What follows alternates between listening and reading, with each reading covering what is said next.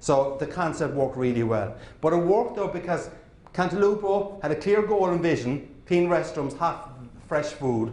He drove that through the organisation. People understood the importance of having it, and as a result, the business turned around. A lot of other things happened as well, a lot of innovation, refurbishment, etc. But he did have a clear goal and a clear vision as to what success will look like. Now, the thing about the clear goal and vision is, saying you want hot, fresh food and clean restrooms is not very dramatic. But it is compelling and it is clear. And I think when you're developing your vision, it doesn't have to be dramatic, it doesn't have to be different from your competition, but if you actually make it compelling and you make it clear, you have a much better chance of making it happen. So clear goal and clear vision. Now, in the businesses that you're in, competition is easy. Is that right, Chris? Competition is dead easy, yeah? All right, okay. So, I mean, you've got up against really tough competitors, some of them who may be here in the room, but you're up against people who've got good product, good service, good people, and good marketing campaigns as well. That's the life that we live in. They're hopefully saying the same things about you. But one of the things that can make a difference to you, though, is whether or not you implement what I call restroom marketing. Restroom marketing comes from that little anecdote I told you about McDonald's. And Cantalupo said that people were boycotting McDonald's because they weren't providing fresh hot food and clean restrooms. And basically what he realized is that there are certain things that if you don't get right, people will boycott your business.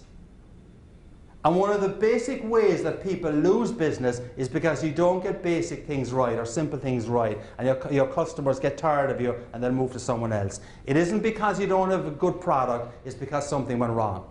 And one of the simple little questions you could ask yourself in terms of restroom marketing is to ask yourself, I would define restroom marketing as non-negotiables, all right?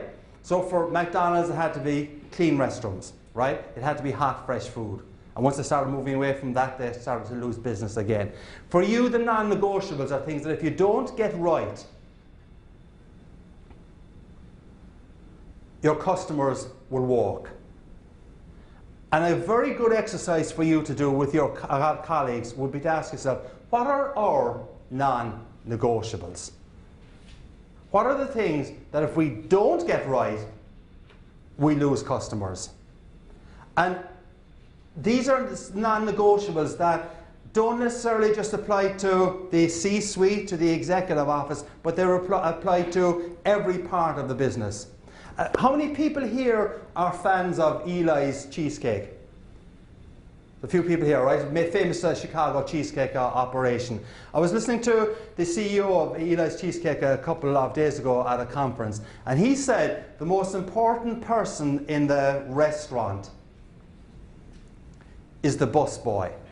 But the point is, it's the really basic things that can make a difference. Because if you go to a restaurant, if any of you, last night we had a wonderful meal here, but if you had got snarky service from the staff, and we didn't, we got really good service from the staff, or if someone was actually rude to you, what you will remember is that kind of a reaction, right? So it isn't the chef that's going to make the difference to a restaurant.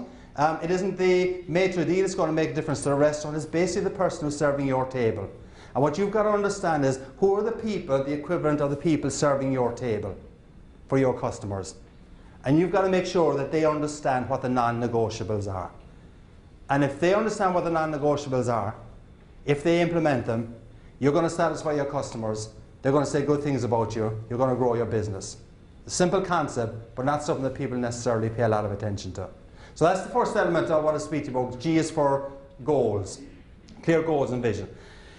Second element I want to speak about is A, and A is for attitude.